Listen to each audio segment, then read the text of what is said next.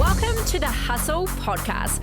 I interview the top entrepreneurs and business brains about how they have achieved seven-figure success and beyond. Hear about their life experiences, lessons learnt, mindset hacks, tips and tricks, and how to hustle hard to build your business.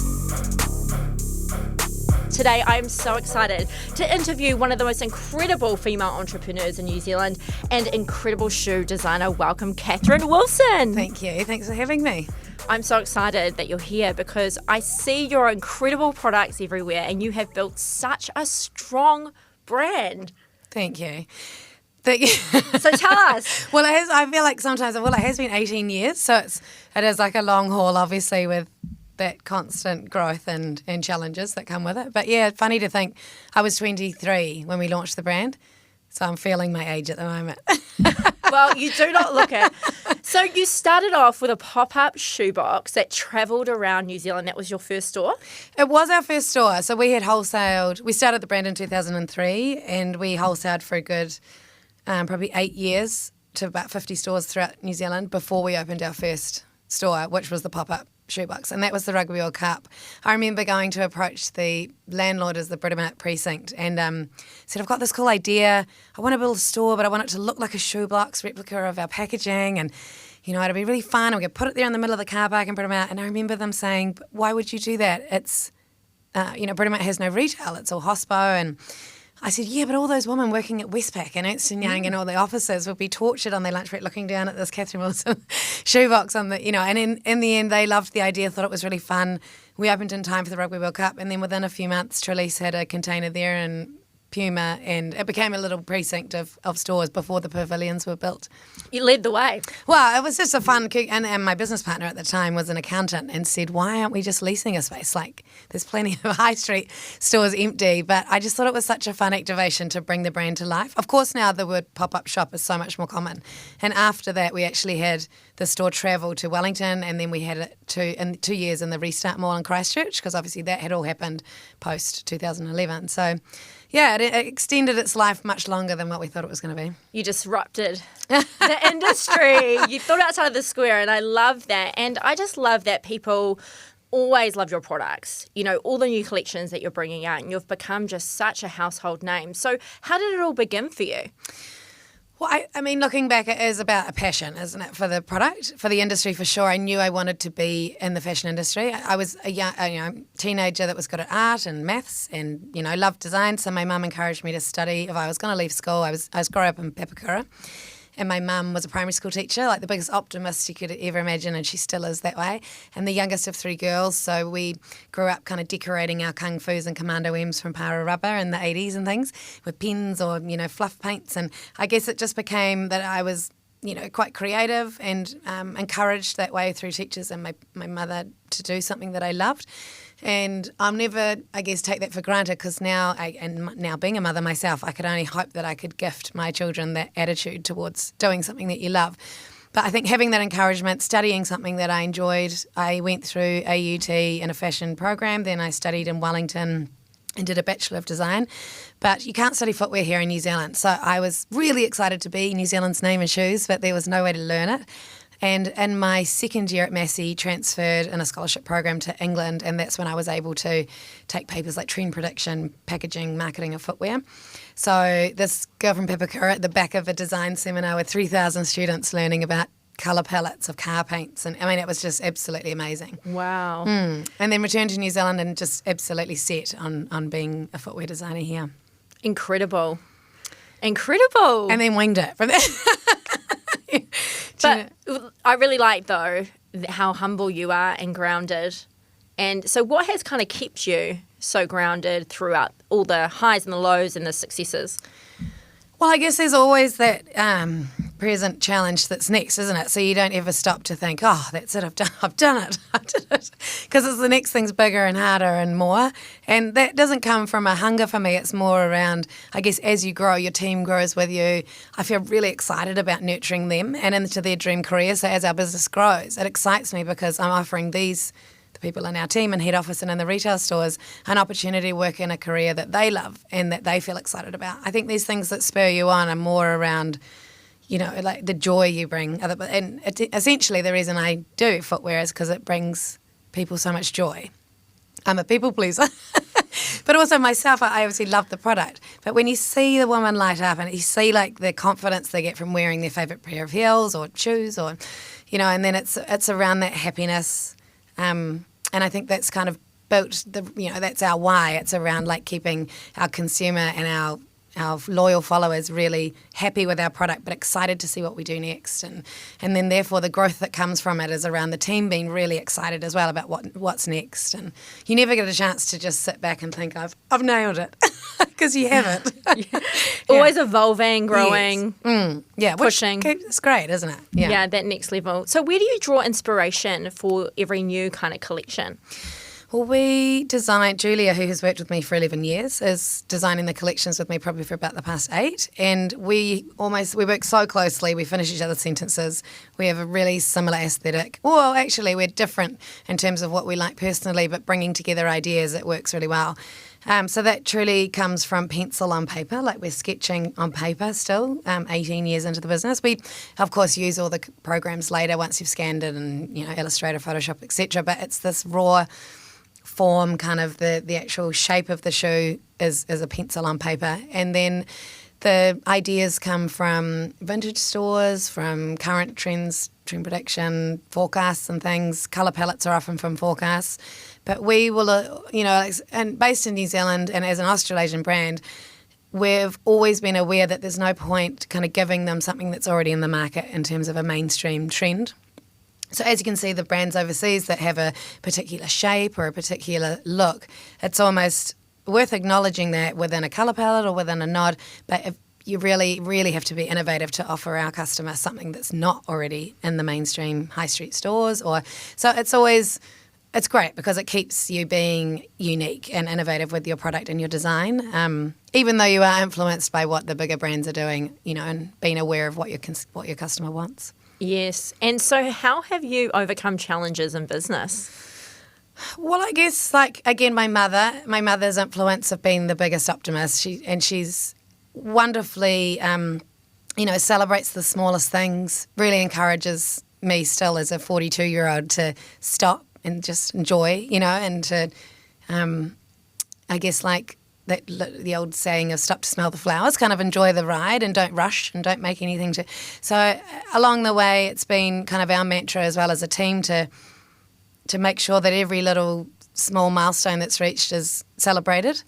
I think in terms of highs and lows, there's been plenty of lows, but the resilience comes from that, right? So I'm not sure, I think also possibly as an entrepreneur, when it's too easy, you go the other way because you want the challenge. And it drives you a bit more to push, a direction that no one else has been, or especially if someone tells you can't do that because it's never been done before. And of course you want to try and prove everyone wrong. So there's a certain amount of resilience that comes from that. Absolutely. You like the climb? Probably, yeah. And if it was too, it's a bit like a boyfriend, right? If you get the nice guy, he's boring, and then you keep things interesting. Things interesting by the challenging ones. So, yeah. How do you juggle family and business?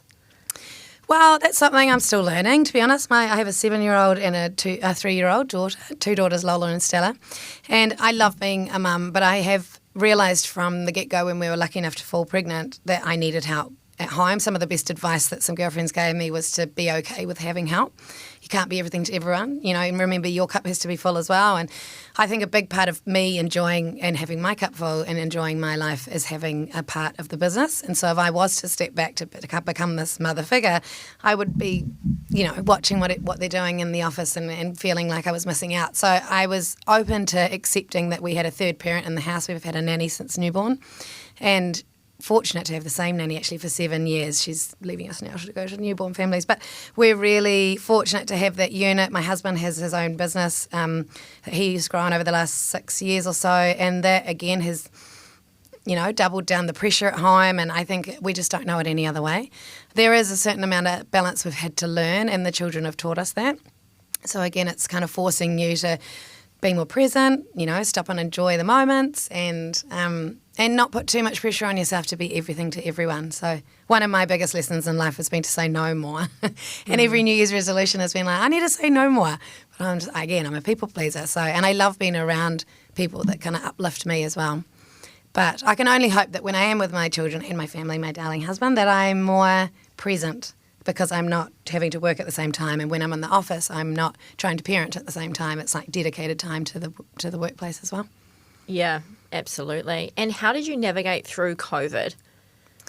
COVID, well, it was the trickiest thing, right? Because it was so unprecedented and all of us immediately knee-jerk panic reaction. In terms of our advisory board and financial forecasting, it was really kind of cut to zero because it was worst case situation. And so we didn't know what to expect, but we prepared for the worst. When the worst didn't necessarily happen, we were grateful and delighted. But I think it taught me some really important lessons, probably 16 years into the business, that to relook at things that we'd always done the same way. You know, it could be that things could be done differently where there's less risk on the business or less financial impact. It was a scary time because, of course, you don't want anything, change. Of course, people don't really like change, right? But if you're having to be forced into thinking differently, we've had some amazing outcomes from doing that. And I think just stopping and listening to the experts, like being really open to change, being open to advice. One of our advisory board said to me, and I remember being at our little 1970s batch at Paranui in lockdown for 2 months and trying to get on Zooms with bad Wi-Fi and, my 2-year-old screaming or, ready for lunch or throwing food and, it was just an absolute disaster.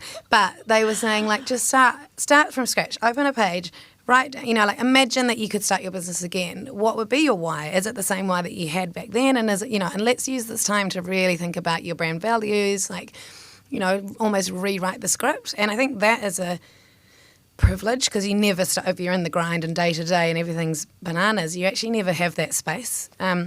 So I found I was walking the baby to sleep in the most glorious, Coromandel town, getting fresh air, getting lots of time to reflect, getting all these ideas. And I actually did have this amazing kind of uplifting time in terms of how we could do things differently. And I mean, fortunately, our business journey was really well supported by such a loyal customer base. And through COVID, we'd already built 16, 17 years of loyal followers, so they wrapped themselves around us. And that community of customers, I mean, I'll never forget how that felt for people to reach out and say, we've got you, you've got this, we'll be, people were buying vouchers in advance so that they could help support the business through, or, they were just really making us feel like we were definitely worth supporting and getting through. Obviously, we shifted immediately to digital marketing being our biggest kind of income source online, and what we saw from that was sales 3 times, 4 times our previous sales online. So all of a sudden, it is our busiest store. It still has continued 2 years in, even though our retail stores have opened up again. Online still sits as this really important part of our business. So I think it's been willing to pivot quickly and not be scared of that of the new thing and of the change and taking advice from those specialists. And, at the end of the day, there's so much to learn from so many people who could contribute outside of your traditional type team. I love that, though. I love that you had the skills, to take a step back and to be able to reframe the situation. I think that's such a pivotal, skill, especially in COVID, or because as an entrepreneur and a business owner, you're just constantly solving problems, aren't you? Yeah, well, I think that's where it comes from, right? Because you don't have a business model unless you have a problem to solve in the first place. And then once that, for us, it's making beautiful shoes to make people happy. And that problem is then an extension of how do we do more of that? How do we do better at that? What else do they want from us? Is it just footwear? Or is it leather accessories? Or, who else? What do we represent? And I guess in terms of the future, it's also how do we make sure that our impact literally on the planet as part of our industry is considered, and there's a lot that goes with it in the sense of continuous challenges. But yeah, I wouldn't have it any other way. I think it was, in reflection, a great privilege, an honour to be able to spend that time. And I don't think that often comes. It's not like you're on the weekends thinking deep about what else you could be doing and how you can do things better. So who knows? Maybe this lockdown, scenario was good learnings after all. You found the silver lining in it, which is what I My mother would have said, yeah. Yeah, your mum sounds like, I think everyone needs that cheerleader, don't they? Absolutely. And it's like that law of attraction, you get what you focus on. So I love that you have such a positive mindset and you're always focusing on the positive. Yeah. Because I think as a business owner, there's just always so many challenges, but it's so rewarding too, isn't it? Well, absolutely. And what's the worst that can happen. Like, I kind of feel like, sure, some of the risks we're taking aren't huge, but some of them are. Some of them are financially either investing in a new fit out for a store, taking a punt that it's going to work, and all the stock that goes with it.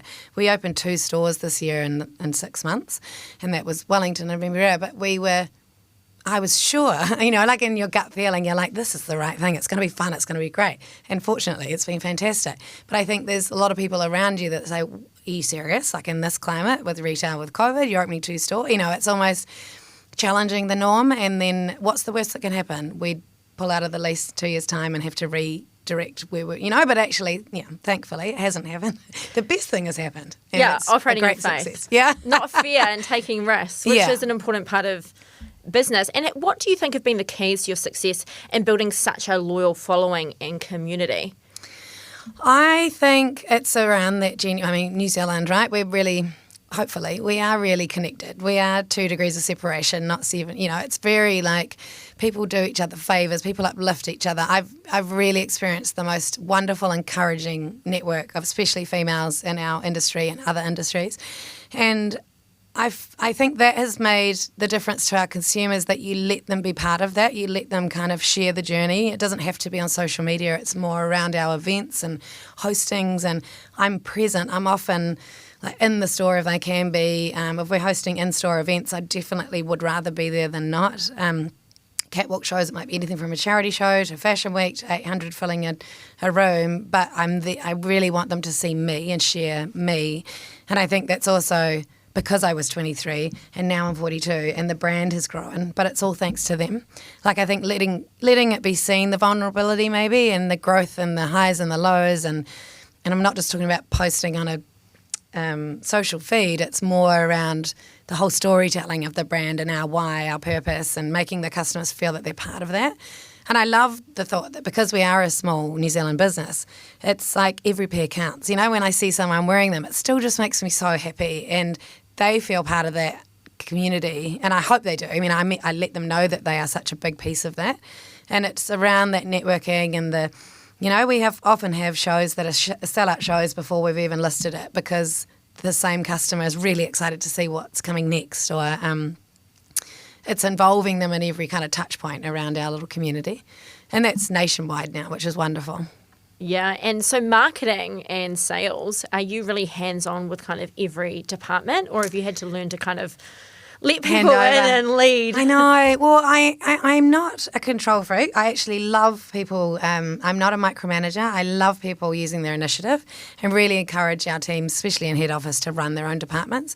And our model is we kind of have a sales and design production team. We have a e-commerce team with its digital marketing sales, and then we have retail and wholesale teams, and everyone reports back on a Monday morning and shares their workload for the week, and it's more around how can we help support that. Have you got lots on? I'm over here and I've got a window of time here, and it looks like that's our priority this week. It might be that there's an event on, or there's 2 pop-ups on, or there might be new stock being delivered, and everyone, it's this lovely camaraderie because it is a small business, so we all really, even though it's not in your department, they all come in to help. But for myself, I wouldn't want to be too far removed because, again, it's part of being the brand. And maybe it's nothing to do with an ego. It's more around making sure people can feel like I am still accessible as a brand as well, like where we're positioned in the market. It is a luxury brand, but it's an accessible luxury product. So I want the customer to feel like I'm still very part of it, and it's a personal thing for me.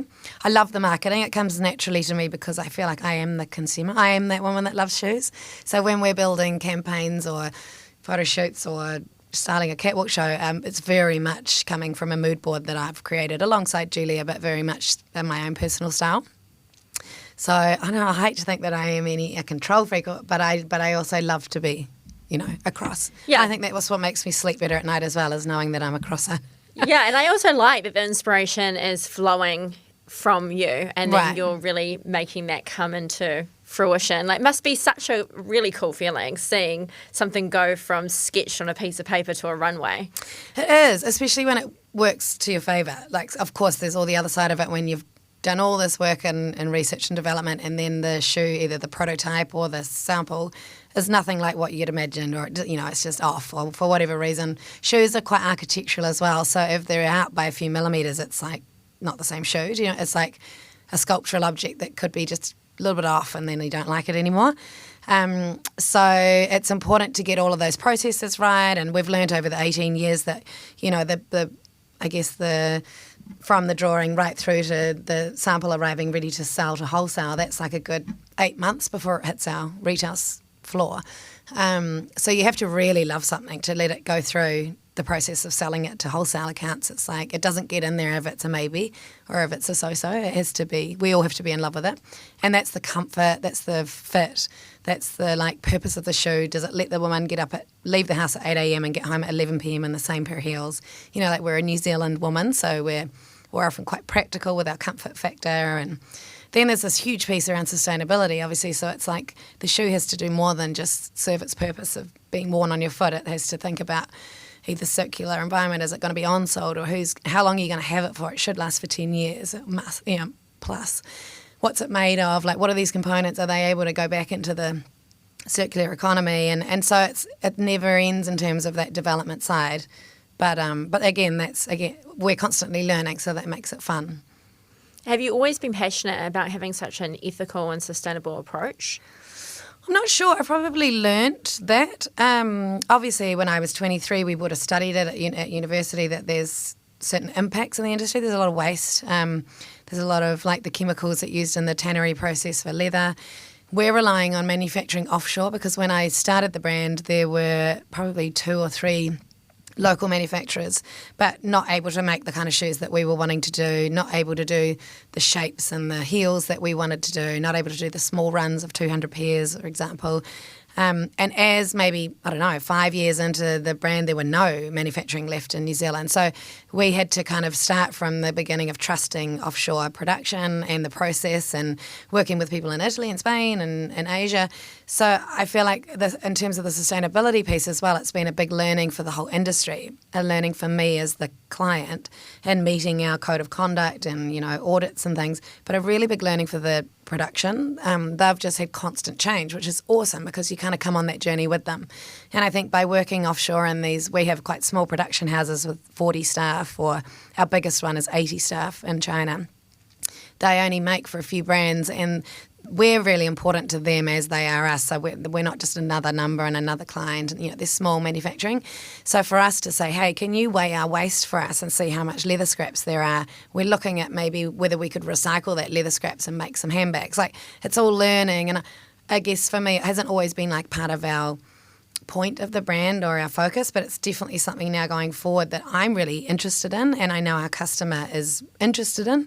And whether it's kind of something that becomes our core purpose or not going forward, it should for all companies, really. It doesn't matter what industry. Obviously now we should all be considering it, but we're really enjoying learning about what things we could be doing better. And it's all the small little changes. It's outside of using recycled leather, or we've got some shoes this season that are like an algae rubber sole, or a recycled neoprene upper, which is PET, so made of plastic bottles. So there's all these things you can do and try out. But we're in a learning process of whether our customer wants that. Do they want the leather because it lasts for 10 years and it feels comfortable? Or are they willing to try some experimental products because it's circular? So it's really interesting to be part of that conversation now. But I wouldn't say it was something I always knew was going to be as important as what it is. Obviously, our generation, we're going to be the ones to push that change, which is exciting. Yeah, create that change in the world, which is, really, really exciting. So for anyone watching or listening today that either would, aspires to run their own business, or is currently kind of going through a bit of a difficult time trying to keep their business going, what piece of advice would you give them? I think it's around being open to other people's ideas and advice, and reaching out to those people that you might be terrified of, or, if you really look up to someone and love their vision, the worst thing that can happen is they say, no, I don't have time to meet you for coffee. But the best thing that can happen is if they don't have time, they recommend their 2IC, who probably thinks the same as they do and has the same values and has been groomed by them. So there's a wonderful thing in New Zealand, again, it's connection, and it's people that are willing to help. So I guess it's don't be afraid to ask for that help. And the people around you that you look up to have all been in your situation probably at one point of their career, or they will know someone that can help out. And again, just listening to the experts. You can't be everything to everyone. And I think, again, with this evolving world we're in, there's this wonderful thing of all collaborating collaborative ideas, collaborative projects comes from people working from all areas and all directions that can help advise you.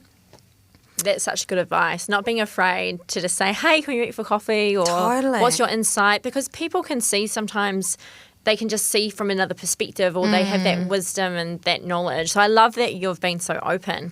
Well, I think so. I mean, you could always email someone and say, hey, can I have 5 minutes of your time? These are the questions I'd like to ask you. And of course, if they can't meet you for coffee, it might be just a digital conversation. Great. There's still that same introduction that you might be able to call on them next time. I don't know. I've been really fortunate to have so much support and help from people in all industries, and whether it's naive of me to think that they would help, but they have. I came out of a ice house owner-manager program probably about 10 years into the business, and I did this leadership program, and it was around assessing where you want the next 10 years to go, and I had this forum who were all kind of helping, like, look at your financials and what your goals were and what your strategy was, and my outcomes of that were like, you're screaming out for some governance. Like, who's telling you what not to do? You've got all these ideas and all these opportunities, but who's keeping you in line? And so that kind of formed the discussion of an advisory board / directors board, but how the next steps forward on that were me reaching out to people that I really looked up to, saying, if I was to put an advisory board together, who do you think would be the right kind of fit? Or, what are my gaps? And it's really interesting because obviously as a creative, you don't actually want a creative director from an advertising agency coming on board to tell you how to brand your brand. So it's almost like the gaps that I had filled were amazing strategists and financial forecasts and IP, trademark law, advice from people that were really willing to, again, let their guard down and share their learnings. So I've been so fortunate with that support that I would always encourage that as well for the next generation. The worst thing that can happen is people are too busy and say, I'll put you in touch with someone that can help.